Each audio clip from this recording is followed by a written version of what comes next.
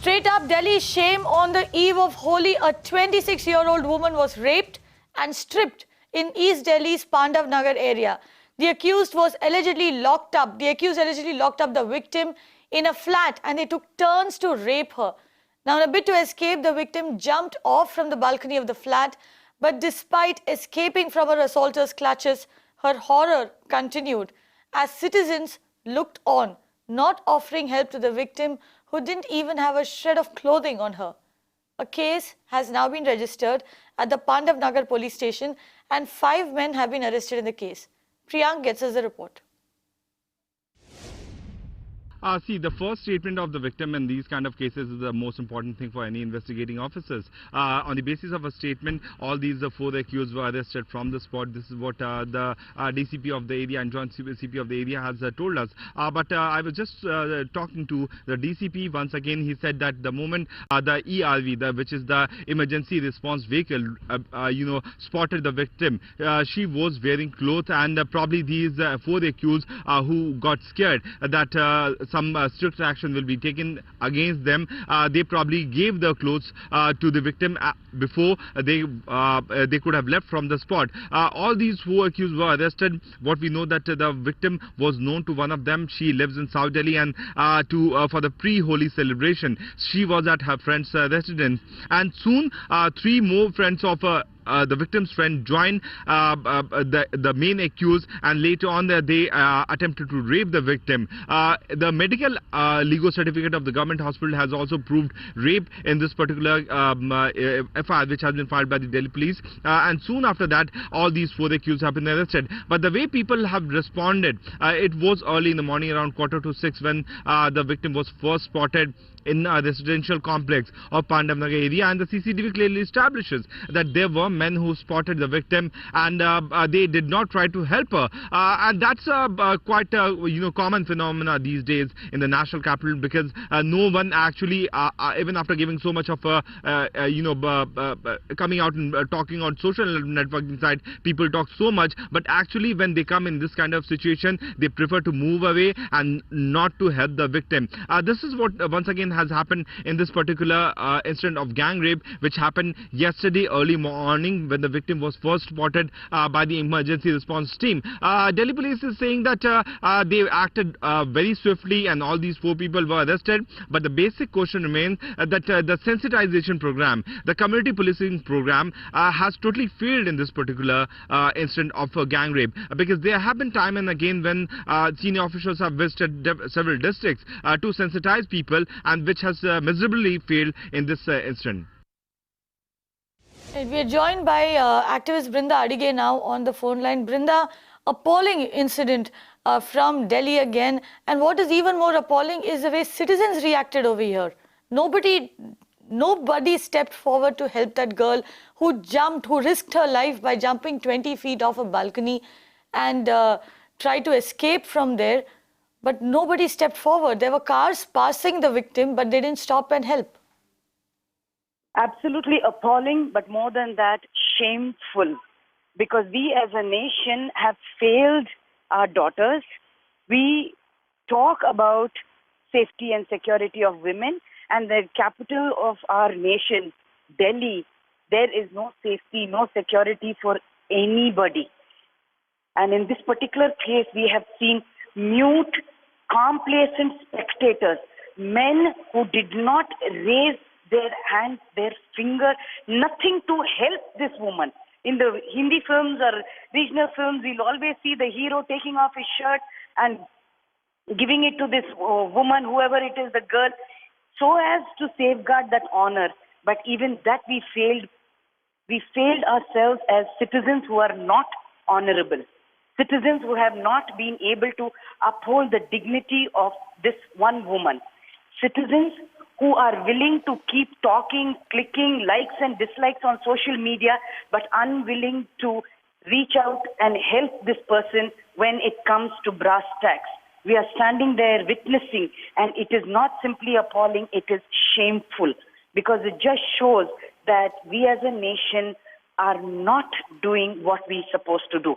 We are very, very quick to point fingers at the police, at the system, but again, as citizens, we are unwilling to take up a role that civic sense should prevail upon us.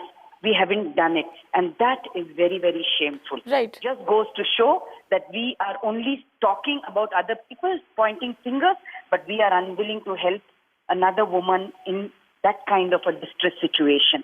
Right. Let me bring in Priyanka Chaturvedi, spokesperson of the Congress party, who joins us on the phone line here. Priyanka, we've spoken about this. We've spoken about this before, but we've just come out of this major election. We are looking at what is called a new India. Is this the India that women want to be a part of? So, firstly, before I start, I give my perspective. I must say that I speak not just as a spokesperson of a political party, I speak as a woman. And I hate to say it today that we have become a nation which is so busy finger pointing at someone else, not willing to look within. How our society is failing our women, how our judicial system is failing our women, how our police services are failing our women, and how the governments of the day are failing our women. We keep paying lip service to women's safety, women empowerment, etc. But we refuse to look at what we do better to ensure that our lot is a lot more better, a lot more safer. Our society, civil society, is quick to pin the blame on, a pathetic attitude of the police services or the judicial system or the governments of the day. But when it comes to themselves, they totally are hypocritical about it. So I feel ashamed when I say this. I feel, a sense of disbelief that we continue living in this hypocritical bubble of, finger pointing at everybody and refusing to make that change or be the change. It absolutely saddens me, and I think it is extremely shameful that we continue in the times that we live in the 21st century that we keep talking about, being the 50% population of this country, yet we are unable to provide a safe environment for our women. Right. But Priyanka, it's not just this particular incident. This happened, of course, with Nirbhaya as well.